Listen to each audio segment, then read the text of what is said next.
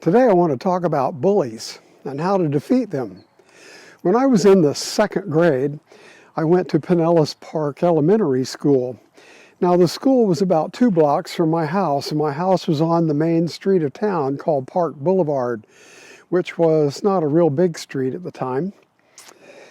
Usually when we went to school, I would walk along the ditch, which was behind our house.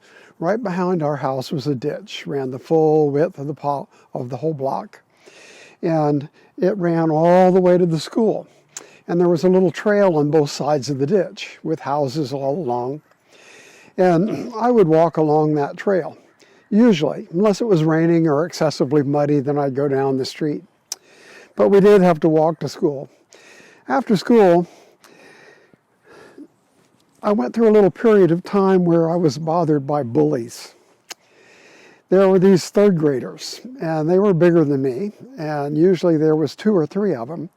And they would look for me and one of my pals, Jim Burnham, after school, and they would pick on us. If they ever caught us, they would push us down and rough us up, take whatever we happened to have, like, scatter our lunch boxes, break our pencils, just do mean things. But we got to be pretty fast. We could outrun them.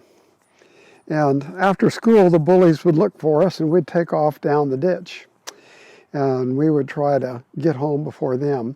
Now, right next to our house was a vacant lot. We called this place the Weeds. And it was really a vacant lot covered with pine trees. And in one corner of it, there was a lowland that was covered with elephant ears. And elephant ears grow throughout South Florida. And they have these really big leaves, about that big, that are kind of heart-shaped. And the leaves are so big, gives it the little name for the plant, elephant ears. Well, we would run along the ditch, and then Jim would run on home. He lived about a block and a half further from the school and down a side road. But the bullies would usually follow me home because I was the closest, and they had to go back to the school anyway. And I would cut through the weeds diagonally from the corner of the weeds. I would cut through and go straight to my back door, and I would open the door and go in the house, and then I was safe from the bullies.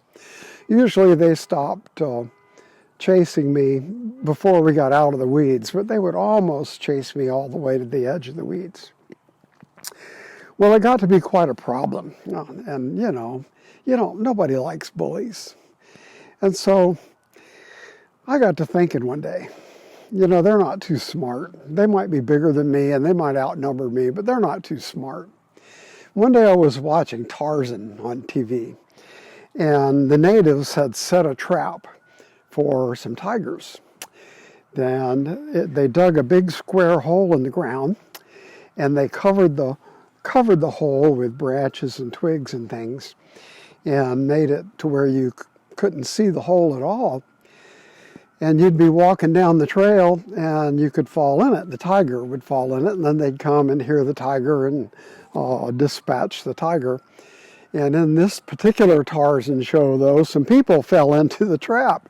And I thought, an idea. I'm going to get those bullies. And so I got out there one afternoon, and there was a pathway through the weeds, a trail that I commonly went on. And I got on that pathway, and I started digging. And I dug me a hole about, maybe that wide, maybe 2 feet long or so, and maybe 1.5 feet wide, and it covered the width of the whole trail easily, and about 2 feet long. And I dug the hole about 3 feet deep, but in Florida, if you dig a hole 3 feet deep, it doesn't take long before it fills in with sand and slush, and so really it's only about 2 feet deep, and then has a bunch of mushy, gooey, liquidy sand at the bottom. Well, that's the way the hole was. And then I covered it with light twigs from the pine trees and branches and pine needles, and blended it in with the trail to where you couldn't see it. And I kind of memorized where it was, and then I rehearsed. I practiced running down the trail and jumping over that without showing any sign that it was there. And I must have practiced about 8 or 10 times. And then I just had to wait for the right day to come along when those bullies would chase me home from school. And I didn't have to wait long. By the end of the week, or the middle of the week, sure enough, one day I was kind of purposely lingered around a little bit after school. Usually school would let out and I would take off because I wanted to beat the bullies and get a head start on them. But I'd kind of linger around and wait for them to show up, and they'd see me. Hey, look, there's Crowley, let's get him. And they'd take off after me, and I'd take off running. And like I said before, I could outrun them. But today I just slowed down a little bit so they could stay right behind me, not too far behind. I'd stay ahead of them far enough to be safe. And I went barreling down there across through the ditches, down the pathway, and finally got to the corner of the weeds, and I cut down the path, and they're right behind me, just trucking right behind me. And then I jumped over the path and put on all the speed I could after that, and got out of the weeds, and I could hear them. They hit that hole. Splash! All kinds of profanity. They fell right on their face, two of them, one right after another. The first one hit it, and he fell out of it and beyond right on his face. And then the second one hit it, and he fell, and so they sort of landed on top of each other, and all kinds of profanity came out of their mouths, and that was really funny. And so I thought, oh, what a good deal. And I ran in the house after laughing at them a bit. Well, the next day, I went out and repaired that hole. That worked so well. I figured, well, they're on to me now. They know about the hole, so that'll only work once.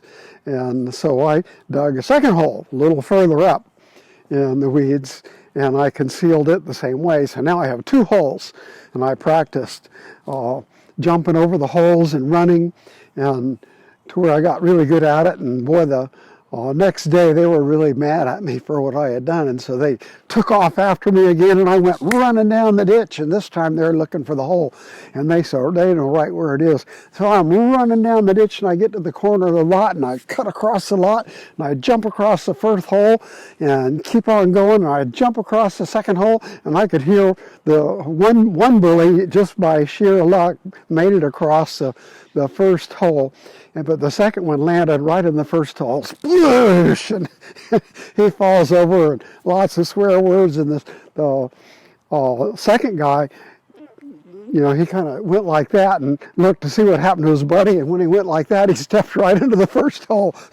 So I got them both, two different holes.